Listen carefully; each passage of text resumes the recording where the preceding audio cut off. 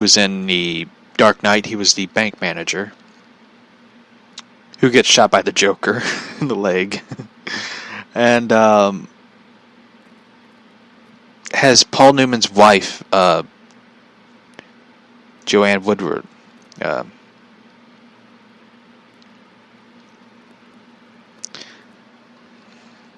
So I recommend Empire Falls. It's a really beautifully made film. And there was one film that Joanne Woodward and Paul Newman were in together. It was called Long Hot Summer, which, if anybody's ever seen it, I highly recommend it. It's a beautiful romance film between Newman and Woodward. They always played in films together as love interests or a married couple because they always liked working with each other. And she said once in an interview she had to put up with him. But it's an amazing film. Like, she quit acting after he died. Like, she just like quit like acting in films and stuff. And I highly recommend Long Hot Summer. It's a great film. It's classic. It's a very classic film.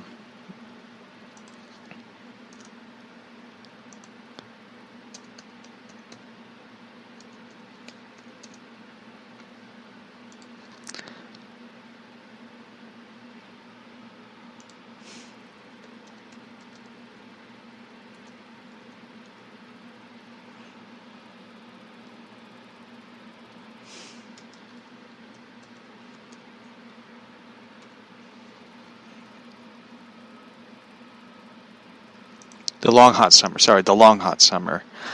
It stars Joanne Woodward, Paul Newman, Angela Lansbury, one of my favorite actresses, and I forget the other guy who was in it. Orson Welles. Orson Welles is a character. I have to do an episode to talk about him. He was the guy who did the War of the Worlds soundtrack, which literally scared the hell out of Americans because they all thought aliens were coming, because he did it so he convinced everybody in this radio theater. He was doing a radio theater thing because they didn't have televisions back then. He scared the hell out of Americans because it was just amazing how he did it. And he and Angela Lansbury play a couple, like, and it's amazing how they work together. But he was a very business savvy guy, Orson Welles. But he admitted, like, one time he hated doing the film because it was, as he put it, was so damn hot in the summer because they filmed it in the summer. But he took the role to, just to work and stuff. But it was an amazing film, and he said it in a funny way. He goes, Orson Welles said once that people said to him, like, you were so convincing of being so angry and stubborn in the film. He said, I wasn't acting. I was just being myself. Because he just didn't want to do the film. But he did a great job in the film. I highly recommend the original 1958 version. I don't recommend the TV show they did in 1965 or the remake in 1985. The original is, like, better, because if you watch the film between Paul Newman and Joanne Woodward, they had a chemistry. And the funny thing about it was they got married after doing the film, which made it so amazing, because it was such a great film that these two play love interests. They actually fell in love making the film, then they got married after making the film. So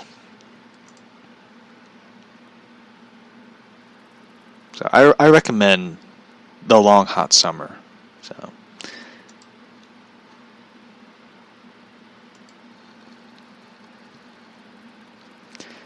So, anyway.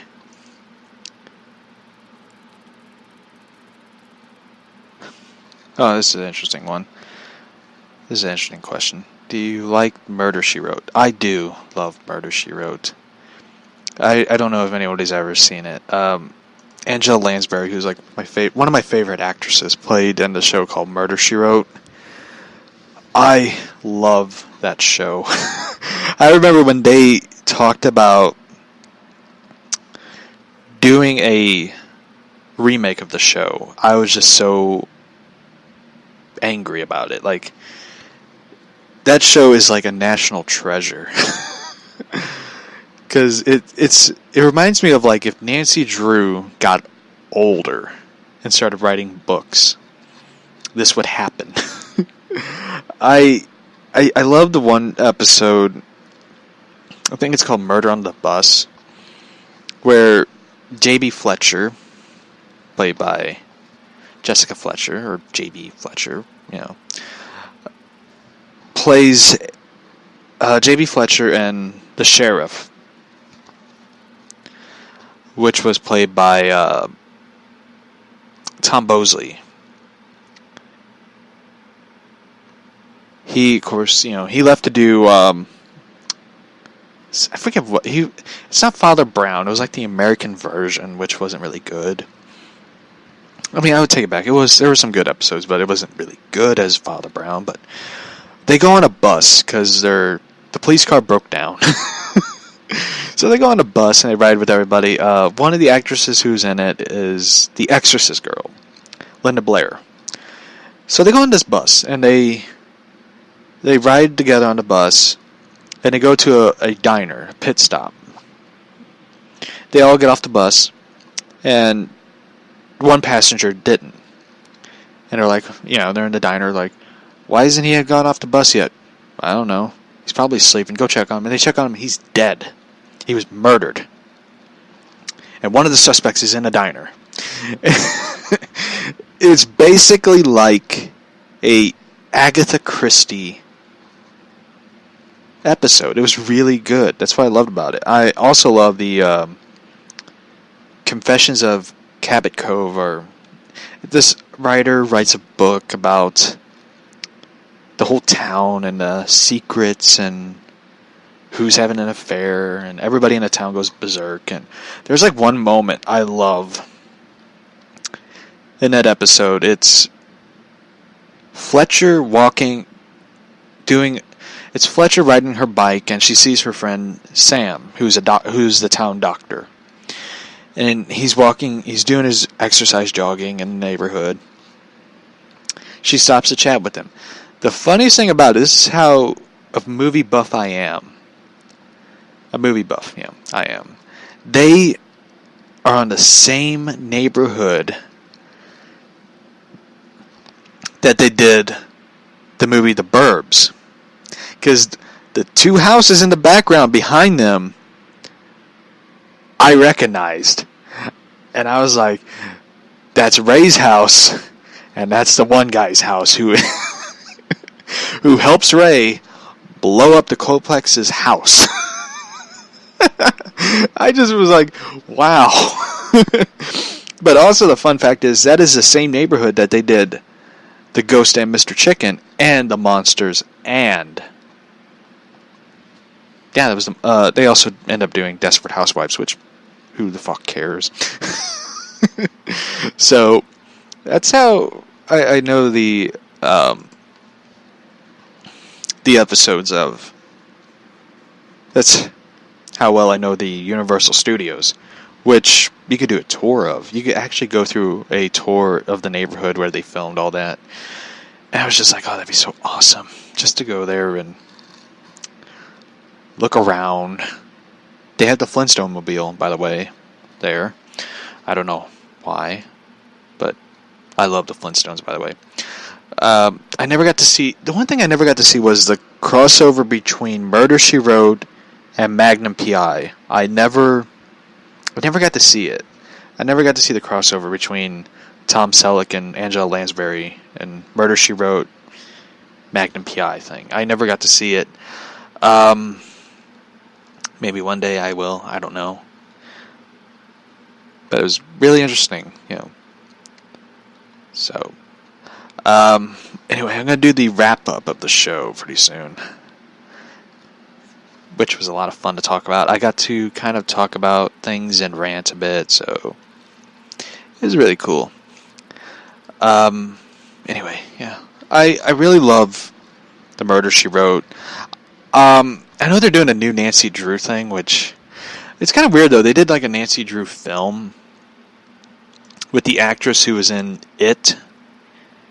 And it really didn't do great, what I heard. Your show is amazing. Thank you so much, love. I never got to see the Nancy Drew film that they did. I know they're doing a CW show, and it doesn't have my attention. Which is kind of sad, though. I know a lot of people are excited for it, but I wish they would just do the show in a way that I always thought they should have, was like do each episode based on a novel, like an hour-long movie, like each episode. Like they used to do it back in the day. Like Columbo used to be an hour-long show. An hour long. And it's disappointing that they never got to do that, in my opinion. They never got to do a hour-long thing for Nancy Drew. Like, the thing is, I'm sure it's going to be good. I know they're going to reach a demographic and an audience to entertain.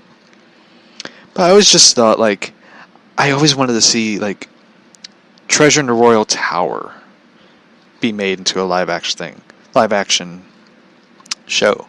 I played the video game because I played the Nancy Drew video games when I was younger, and I still have some of them.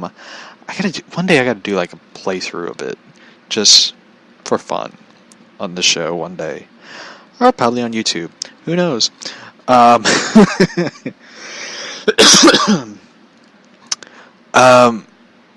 really love that episode. I love that video game. I hope I have it.